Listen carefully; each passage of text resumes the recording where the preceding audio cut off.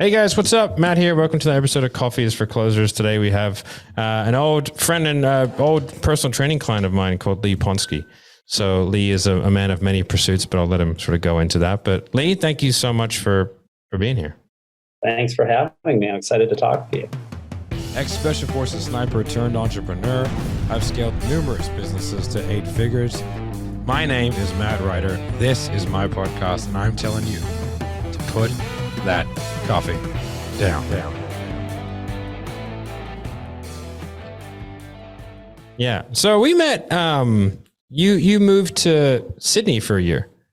Yeah, we took my family. I'm a physician, and we moved with my family, my wife and 3 kids in 2012, I think.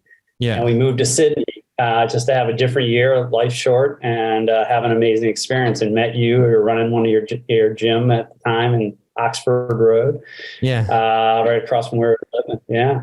You trained our whole family, I think. That's right. That's right. So what is it that prompted that? Like, because obviously I remember, you're a surgeon and very busy. Yeah.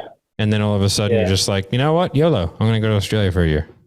Exactly. I mean, pretty close. I actually did a TED talk on that. I came back from Australia and someone had asked me to meet with me, and I thought it was about some different things that I was involved in. And they said, no, we want to talk to you about, like, how do you take a busy practice and your busy life and involved in the community, and then all of a sudden take off and move to Australia with your family. So it had a lot to do with, I'm a cancer surgeon, a lot to do with hearing from your patients and hearing a lot of their stories saying, I wish I would do things differently. And I kind of came up with this idea of that not everyone needs to touch the stove to know it's hot. And my one thing I kept saying is I fear regret. You never want to have regret and live life. And ended up being one of the best years of our life. It changed our life's perspective in many ways. My kids still have amazing friends from there. And you and I are still talking, 12 years later. And it was a life-changing experience, changed my perspective on my career and what I wanted to do. Okay. So like, what was the follow-on effect from that change your perspective on your career? So you're obviously a super busy surgeon. Like what were the flow-on effects of going like, I can actually live life the way I want? Yeah, in some ways, I was on a pretty prescribed path. Being a physician in the United States, you know exactly what you have to do. You have to go to medical school and then get into a residency and do fellowship training and then build a practice. And at some point, you have to stop and say, what do I want to do for me and what's important, and not just do what I'm supposed to be doing. And I think it took a year we were able to get off the conveyor belt and look at what was important to me. I realized that I did enjoy, I had an entrepreneurial spirit, even though in medicine, you don't typically see physicians with entrepreneurial spirits. I had run a nonprofit for a number of years that I never considered entrepreneurial, but later come to realize actually I learned a lot about entrepreneurism through running a large nonprofit. But it really took off. And it was one of those things that, like, once you rip off the Band-Aid and you start exploring entrepreneurial opportunities, it becomes addicting. And I tell people I don't play golf, but I do have no problem setting up and working with people to set up a new company. So, so what was the first kind of like outside of MedWish, which we'll go into in a bit? Like, what was the first kind of entrepreneurial pursuit that you went after?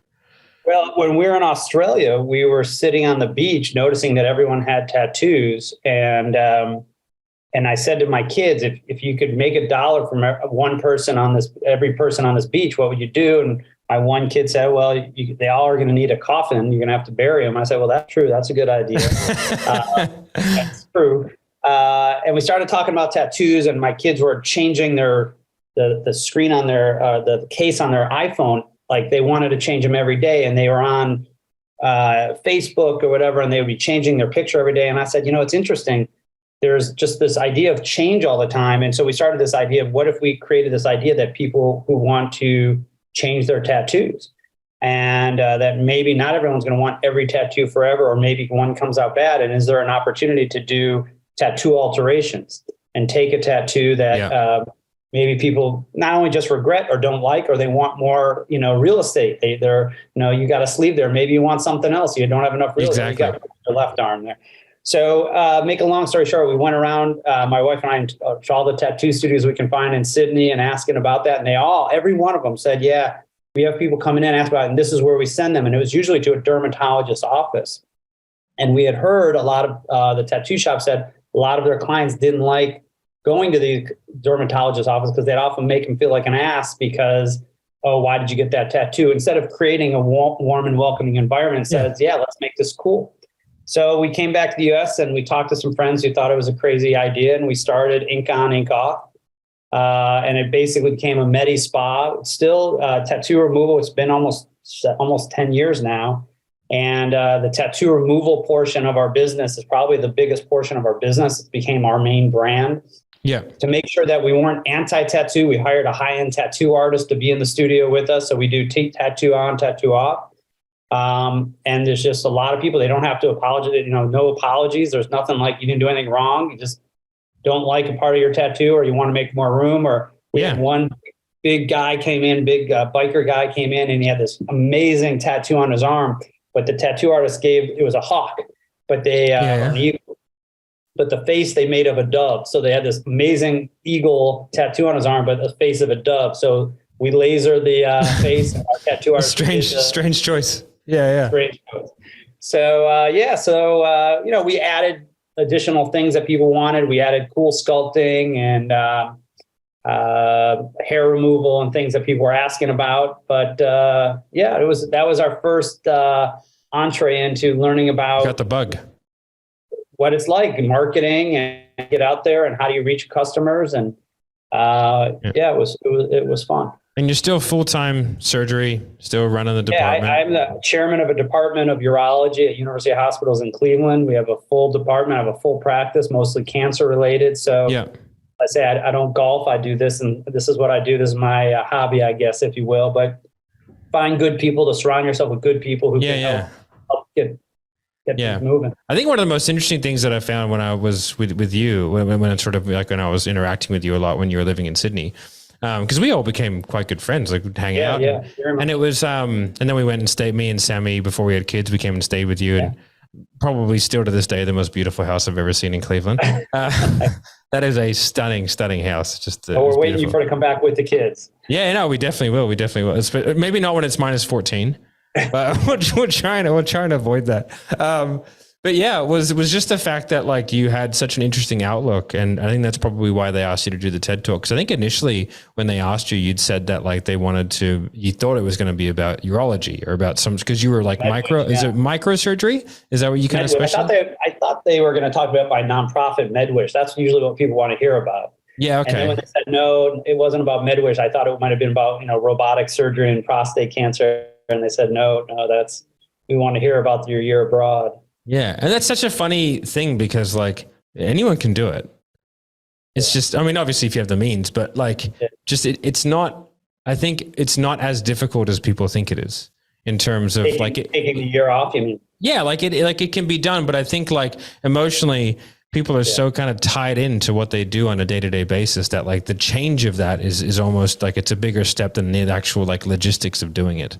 Yeah, there's no question. There's a mindset you got to get past. I mean, I gave this whole TED talk of how I got past because I was definitely that straight arrow. Like it just was not like people who, when they heard I was doing this, they couldn't believe it. Yeah. It was just not it was not something people were expecting to hear from me. Yeah. But it definitely, once you kind of get past it, and then you kind of go, life is short. And my kids had an unbelievable life experience, life-changing. And it changed my life. And I actually had watched another TED Talk about doing sabbaticals. Okay. And there's a guy in there who says he's a designer, and he I forget his name right now, but I reference him in my TED Talk. And he said, he's always, his idea of sabbaticals is people plan for their retirement and they save money, but you have no idea what your life is going to be like or your health or the physical condition you're in. Mm-hmm. So he said, he borrowed 5 years from his retirement and sprinkled them out throughout his life every 7 years. Oh, and brilliant. He just borrowed 5 years. He said, I borrowed 5 years from my retirement and I sprinkled them. And so every 7 years he shuts his office and he goes and he does something. And he does say that when he comes back, he's more inspired about new ideas. Mm-hmm. He's out of a rut. He's more inspired about new ideas and new things he wants to do. He has energy. And I just love that idea of borrowing time from your retirement, because I don't want to wait until I'm, old and have a bad hip and I can't walk around and go do the things I want to do. So the trouble was then we were going to do another year, 7 years later, we we're going to go to Portugal. But then I got this job at my current job, which I can't walk away from right now. So I'm preaching to the choir. I'm trying to talk to people just like me saying, yeah, you could still do it. But it's timing's right. You got to find the right time for sure. But it was, I have one of my faculty members is going to take a year and sail across the Pacific. Oh, brilliant. With his kids. Yeah. He's taking his kids out of school and they're learning. They're going to literally sail across the Pacific. My sister, they're doing 2 years driving around Australia. So they're caravanning for 2 years. Amazing. Yeah. And their kids are like 10 and 15. So yeah, it's very, very cool. So how does that shape like what kind of business you want to open or how you operate your business? Like, do you have an ethos of kind of like, this is how we operate? We tend to focus cause like for me, for the first few years, the ethos was, I guess, like a very growth minded mentality in terms of that. And now it's not. Now it's very much, okay, like let's level, maintain, let's focus on profit. Let's focus on like always focusing on quality of service and customer centric, but like, how do we run this so that it achieves a specific outcome for the people who own it, as well as providing good service? Like what's your thought process behind like a new? So I'm probably the worst of all the people you've talked to of entrepreneurs. I'm probably the worst to talk to because I'm a fake entrepreneur because I'm not bold enough to leave my day job to do these other things. Right? So I have a safety. But if you love what you do, then what? Like, who cares? I do. I love what I do. But what I realized in going away to Australia is that I don't have to find all of my fulfillment from my day job. And my day job, I love helping people. I love doing what I'm doing. I love mentoring and teaching and operating and helping my patients. I love it. It was a life passion, but it's not entrepreneurial. And I do have that part of me, that opportunity to see something and say, wow, we could do this. And this could be a service or a product that would help people or that, and you kind of connect the dots, go, this could be something where you make money. And I think it's okay as a physician to say, I want to make money. That's not a bad thing. And a lot of times in medicine, it's looked at as, well, you're there for the good of people. Well, yeah, I'm absolutely here for the good of people. I run a nonprofit, no problem. But it's also not wrong to start a business to make money. Yeah. And sometimes the money just becomes the success of the business, meaning, oh, we got it right and it's making money, then that's a good thing. Yeah. And so I'm not a good entrepreneur that, as my son who took entrepreneurship in college, they said, no, we want to be willing to live in a dumpster. And I was like, oh, I'm not willing to live in a dumpster. I'm not that, I'm not that gung ho. But what my priorities are is, number one, it has to be an idea I truly believe in, that I think is novel. I'm not someone who just says, in me, I want to take an idea. I like connecting the dots that other people haven't seen. So there are a lot of great entrepreneurs who said, I can do this better than other people. I'm not saying that with the things we've started. I just think this is novel and there's no one doing this. And this, I think, would help people and be a business that could make some money. I always want to work with people I enjoy working with. That's probably my biggest thing, is that it has to be, I want to have fun with it. I want to enjoy it. Because I'm not doing it because I need to do it, which is a lucky fortune that I have, right? I'm fortunate to not. It's a way to make good decisions, to be honest. So yeah, I think so, because I'm not. I'm willing to be bold enough, but I'm also not willing to work with assholes. And am I allowed to say that on your podcast? Yeah, you can say whatever. Okay. So yeah, no asshole rule is a big one. I want to have fun with what I'm working with. I want to enjoy it. If I'm not enjoying it, I won't do it. And so that's a big one. And then, one of my businesses, we're focusing on scale. I'm now big into a real estate business as well. And there we're looking at scale and how can we grow? And that's not really looking at creating a lifestyle company. That's really scale. That's what you want to go into the, Is that like buying like multifamily properties, or is it development? Well, it's not buying, building multifamily apartments around the country in the US. And that is a different perspective than, smaller, passion ventures. Yeah. Passion ventures that become kind of lifestyle companies, they can spin off money and employ a bunch of people and spin off some money so that we can do, support some other things and do, that's great. but we're not looking to scale it into each of these into a $100 million company. Now, if it ends up happening and we get acquired or something like that, I'm very honest with what I can do, what I can't do. My medical device company, I mean, we're looking more for an acquisition than for me to scale it to become a $100 million company on my own. Because I don't have that skill set. And as someone who's like, do you have like a preferred position that you take? Like, hello. Yes. Hi, how are you? Say hi. Right. Obviously. Do you have like a preferred, like, do you like to sit on the org chart? Are you someone who likes to sit outside the org chart, more of a board position that provides maybe some capital and some advice, or? Yeah, I always find a good, what I call jockey. So before I can run it, I just know my time commitment is not realistic. So I don't have the time day to day, although I do spend a huge amount of time every day. I'm spending, I have a couple hours of phone calls and emails and text messages about the different companies. Certainly a lot more in the beginning as we're getting them launched and set up. Yep. But for me, I always need to find a good jockey. I need to find someone with passion, energy, fire in the belly, who has a crazy good work ethic. Ownership. I think that's probably the hardest thing for me to find is I have a high expectation of work ethic because I know I'll work harder than anyone else. Yeah. So, if someone's like, oh, it's 5:00, I don't answer emails, like that person's not for me. Yeah. But I think integrity and work ethic is if I find someone, I don't care what their skill set is as much as integrity and work ethic, because I feel like you can learn most things.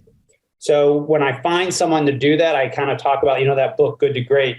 I always look at people, and there's people I have throughout all aspects of my life, and I put them on my bus. I'm like, I don't know where and when I'm going to interact with that person, but I want that person on my bus. Yeah. That's cool. There's going to be some point in time I'm going to call on that person, and they're going to be looking for a job, or I'm going to be looking for that skill set. Yeah. And so you have those people in the back of your mind, and so when I have an idea, I start popularizing that idea until it kind of forms. And then I need to find a jockey. I need to find that person. And I'm not afraid. I like that method. I like that thought process of jockey. We'll build the racehorse. I just need you to steer it. Yeah. Yeah. We do something similar. So we're currently sort of doing a company consolidation and then opening up some like sort of vertically integrated add-ons, but like as subsidiaries with a jockey. Yeah. So, but like it's a complex, because we're using as like a topco format. It's kind of like a little bit complicated in how you have those people interact with everyone, because we provide like a singular ops finance function. And then from there, like each subsidiary gets the use of the ops. So it's like business in a box. You come in, like one guy came and pitched us a great idea that was very integrated into what we're doing, that would just utilize our sales training company is one of the bigger ones in the company in the country. Like we're sort of on that in terms of sales training, Cardone, Jordan Belfort type level. But sort of less sleazy. But right. But so we have a lot of sales reps that are in our ecosystem. So they've come to us and I was like, oh, okay, cool. You take a chunk, we'll put in all the ops, the infrastructure, and then you can have access to this. But you just got to be the one who drives it. I mean, that takes a lot of pressure off these folks, right? Who may not know how to put that infrastructure together, but they might be really smart and good. And you're putting them on the 20, 30 yard line, right? I mean, you're giving them a lot of opportunity. And if that person has integrity and a work ethic, they should be able to kill it. Yeah, they're going to crush it. It's an interesting game though. What's the real passion project? What's the one that you'll always prioritize over everything else? I think my nonprofit, the one that makes me no money, is probably my big passion project. You mentioned MedWish, which is a nonprofit that I started 30 years ago. This is our 30-year anniversary. Amazing. And we collect unused medical supplies that would otherwise be thrown away. And we set up hospitals and clinics all around the world. We've sent supplies over 114 countries around the world so far. We've set up entire hospital systems, cardiac units where kids are now having heart surgery where they couldn't before. So that is one where you look at it and go, that's my legacy. That's amazing. Contribution. That's kind of leaving the place a little bit better than I found it, kind of thing. Where do people go to donate? We get a fair few listeners to this podcast. Like, where do people go to donate? Medwish.org. If you just go to medwish.org, you can learn about the organization. And it's one of those things that doesn't piss anyone off. We don't offend anyone. We're not. We're just really. As soon as there is a natural disaster in the world, we're the first to be called. We had a container of supplies at the Ukrainian border within 2 weeks of the invasion of Russia. Yeah, right. There's in Turkey, we've already sent shipments off to Turkey with the earthquake that took place there. And we often stick around when the cameras leave. We're still there helping rebuild. It took us 10 years. In 2010, there was a massive earthquake in Haiti. 10 years later, we were still helping rebuild the hospitals with sending hospital beds and dialysis machines and MRIs and outfitting the clinics and helping rebuild hospitals. And so that's probably my thing I'm most proud of. Yeah. Every day it's, I'll give you an example. I mean, right now we're working on this idea that I had for staffing physicians, underutilized physicians, and can we leverage the underutilized asset, kind of like Airbnb, right? You have an underutilized asset, can you monetize it? And so we're looking at, can we do that with physicians, which is an interesting idea that we're kicking around and working on right now. And there seems to be a lot of interest. But I'll give you an example where I like to see opportunity. I was at actually a funeral this past week, and I was sitting around with a lot of cousins of my nieces and nephews, bright kids, in their 20s, early 30s. And they all have different skills, but a lot of them are kind of lost. What do I want to do? And I looked around and I said, you got a bunch of bright kids here who have passion, but they're kind of not sure that. Let's get on a call and let's connect the dots. So I don't even know we're setting one up in the next, I don't even know where it's going to go. But I see underutilized talent and I go, we can do something. We can harness this energy and turn it into something. Yeah. Let's give them some direction. Let's give them some infrastructural support and let's see what we can do with it. So that excites me. I love connecting the dots that people don't often see. That to me is really fun. That's awesome, man. That's awesome. I don't want to keep up too much longer your time because I know you're a busy guy and we had a decent sized chat before this. Go to medwish.org if you're interested in sort of donating or helping out the cause.